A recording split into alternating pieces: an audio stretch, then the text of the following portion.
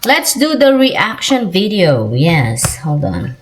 Tanggalin natin yan. Ito siya. Sabi niya, nagtiwala ako sa nanay ko. Single kasi ako. Walang anak, walang asawa. Kaya sa nanay ko, ako palagi nagtitiwala. 12 years ako sa amo ko sa Hong Kong. Bali 1.5 million lahat ang naipon ko kasi ako ang sumusuporta sa kanila.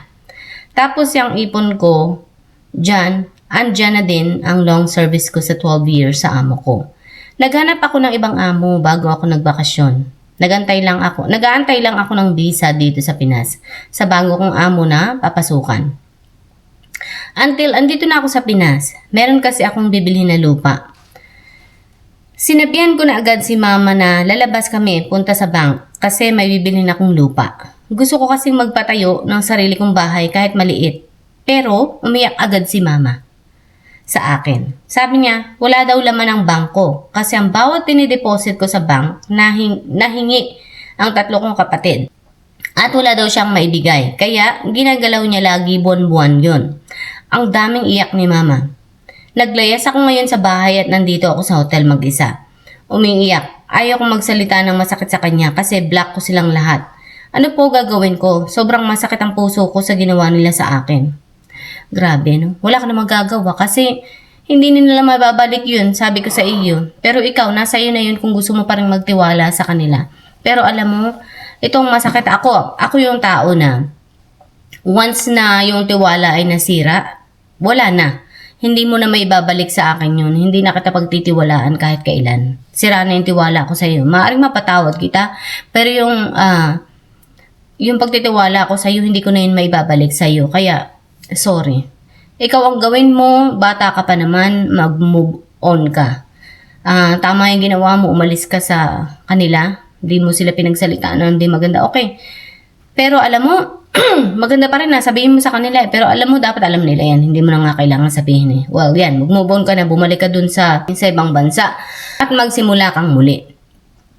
Kung ikaw ay bibili ng property sa Pilipinas, saka ka na bumili, ikaw na mismo ang bumili, okay? Ikaw ang mag-ipon ng pera, okay? Magkaroon ka ng sarili mong bangko, mag-open ka ng sarili mong bangko, ipunin mo yan sa sarili mong bangko. Walang dapat makaalam ng ipon mo. Hindi mo dapat sinishare yan sa kahit na kanino, kahit sa magulang mo, kahit sa mga kapatid mo. Sa'yo yan, okay? Kung gusto mong tulungan para ng nanay mo, bigyan mong nanay mo lang. Ang nanay mong may mali talaga dyan Kasi pinaghirapan mong pera yun, hindi siya naawa sa'yo. Sa pagtanda mo, ganun pa rin, hindi pa rin siya maawa sa'yo at wala pa rin siyang magagawa para sa'yo. Kaya, ikaw magtabi para sa'yo, okay? At, ang gawin mo is, yan nga, simulan muli ang pag-iipon, lumayo ka sa kanila. Pero itong mga kapatid din, no? Grabe, hingi pala dun sa nanay niya. Pero alam mo, dapat yung nanay mo din, may paninindigan din na hindi dapat niya ibigay sa mga kapatid mo yun. Kasi hindi siyang may-ari nun, ikaw. Ikaw ang nagtrabaho nun, ikaw magdidesisyon nun at wala siya dapat na karapatan na magdesisyon na panghawakan yun. O pinatago sa kanya pero wala siyang karapatan na mauna pang makialam dun sa perang yun na hindi man lang ikinompromiso sa iyo. So mali talaga yun. So ang gawin mo, mag-move on ka. Kung ikaw ay hindi pa sigurado kung saan ka maninirahan sa pagdating ng panahon, ipunin mo pa rin sa sarili mong bangko, okay? Mahirap kung tumira kang kasama sila, ganyan na mangyayari. Diyos ko po, ang laki ng perang nawala. Ang tiwala ay Diyos ko, ang laki din ng nawala. So, ako sa iyo, huwag ka nang tumirang kasama nila. Or yun nga, huwag ka nang bumalik sa kanila. Well, siguro bumalik pero yung sabihin mo magbibigay uli ng pera or magtitiwala uli na magbigay ng pera, wag na. Kung ako sa iyo, hindi mo pa naman sigurado kung saan ka titira pagdating ng panahon, ipunin mo na lang muna yung pera mo sa iyo. Malay mo, ikaw pala dyan sa ibang bansa manirahan, so dyan ka pala bibili ng bahay sa ibang bansa, di dyan ka na lang bumili ng bahay sa ibang bansa. Kung halimbawa ay citizen ka na naman dun sa bansa pupuntahan mo, halimbawa lang. Kung ako sa iyo ka na tumira, pero kung gusto mo pa rin sa Pilipinas, halimbawa nga, matuto ka na maglaan ng boundaries sa sarili mo. At matuto ka din na manindigan para sa sarili mo, huminti. Hindi pwedeng silang masusunod sa iyo. Ay, kakapalang mukha ng iyong family. I'm sorry to tell you this, pero yun ang totoo.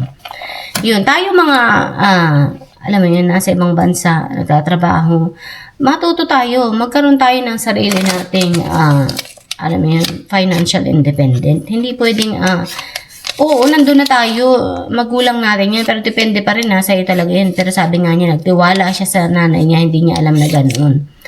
Kasi minsan talaga, alam mo yan, sino pa ba naman pagtitiwalaan natin kundi yung taong malapit sa atin, di ba? So, nanay mo, iniisip mo na yun ang taong makakatulong sa iyo at yun ang magpuprotekta sa iyo, pero hindi pala. Yun. Kaya ikaw na lang sa sarili mo ang matuto. Yes. Mabuti na lang pala ako, hindi naman ako ganun. Kasi yung anak ko hindi naman niya ako sinabihan na, Mama, ingatan mo ang pera ko. Mama, ito, pangalagaan mo ang pera ko. Actually, hindi ako inutusan ng anak ko. Yung pera na bawat natatanggap ng anak ko nung maliit pa siya, kasi may mga papasko, mga birthday gift, puro kasi natatanggap niya noon. May mga nagbibigay sa kanya ng pera. So, ang ginagawa ko, dahil nga bata pa naman siya at hindi pa niya alam ang pera, ako ang humahawak ng pera ng anak ko. Nung bata pa siya, yun nga, binibigay sa anak ko yung pera, di ba? Natapon niya nga yung pera sa sahig So, sabi ko sa isip ko, ba hindi ba talaga marunong ang anak ko ng pera? So, kung sa iba-ibang magulang yun, dahil nga hindi pa marunong sa pera, papakalaman ko ang pera nito kasi hindi naman alam nito Yun. Ibibili ko na kung ano-ano, di ba? Kasi hindi naman alam ng bata. So, hindi ako ganun. Ang ginawa ko, nung nakita ko siya, sabi ko sa kanya, hindi mo dapat tinatapon ng pera kasi ang pera ay yan ang tutulong sa iyo sa pagdating ng panahon. Sabi ko sa kanyang ganun. Alam mo ba na napakahalaga ng pera? Sabi ko sa kanya, pinapaliwanag ko kung bakit mahalaga ang pera. Sabi ko, itong perang ito, pag ito naipon mo, sa bawat mga buwan, taon, ilang taon, pag ito nabuo mo, pwede na itong makabayad ng halimbawa ay bahay, upa ng bahay, kung ikaw ay umuupa ng bahay, umuupa ng apartment.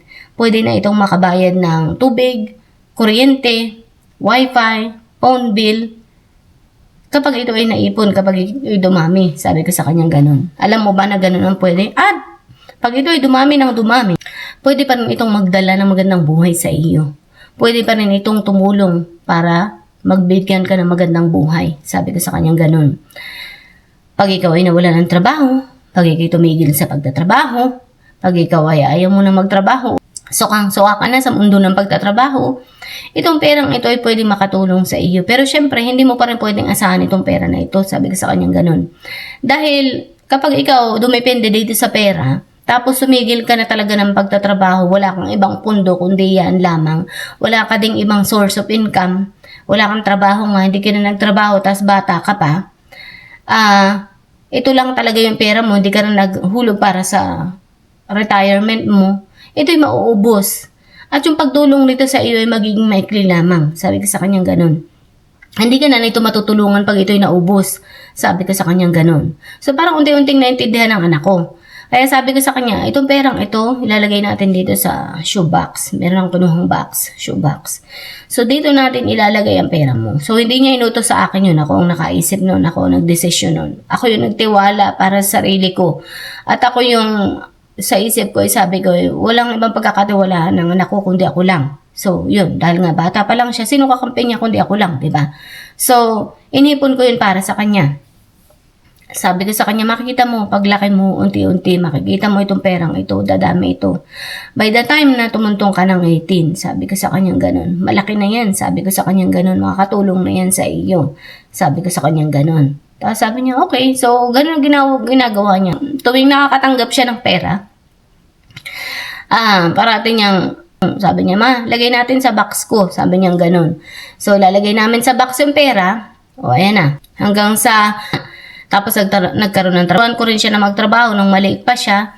Sabi ko ay magtrabaho kasi yung magbag lang ng mga grocery pagkatapos ng school. Yun.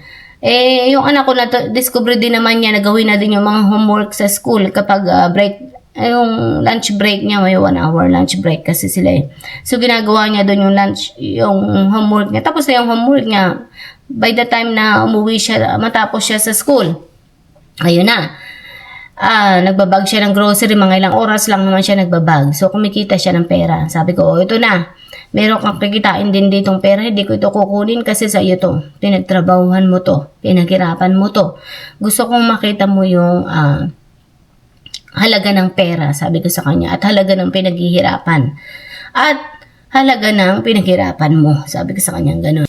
Ang ginagawa namin, inukuha niya yung box pa rin, no? Nilalagay niya na yung pera niya. Tapos, by the end of the month, kapag dumadami na yung perang na naiipon niya, galing sa pagbabag noon, ang ginawa ko, pinag-open ko siya ng bangko. Pero inintay ko muna na 13 years old siya kasi nga, nung time na yun is parang 12 or 13 years old yata na pwede ka mag-open ng bangko, kumbaga. Sabi ko, hintayin ko na ikaw ay umidad para may pag-open na kita ng bangko. So, nung dumating ang panahon na umidad na siya, na ganong edad, sabi ko, ayan, pwede na kitang ipag-open ng sarili mong bangko. So, yun na nga. Yung pera dumadami na, diba? Sa 1 month, medyo kumakapal na yung dollars, kumbaga. May euro pa. So, sabi ko, ganito ang gagawin natin. Dahil nga marami na nga, pumunta na kami ng bangko, pinapipila ko siya dun sa bangko. Pinakukuha ko siya ng fill up, yung mag-fill up ng form para pumila dun sa bangko at mag-deposit ng pera niya. Minsan naman sa ATM machine dun kami nagde-deposit. So yun, lumaki siya na gano'n ang ginagawa ko. Tinuturuan ko siya kung paano mag-ipon ng pera. Kaya by the time na tumating yung edad niya na 18, talagang may pera na ang anak ko.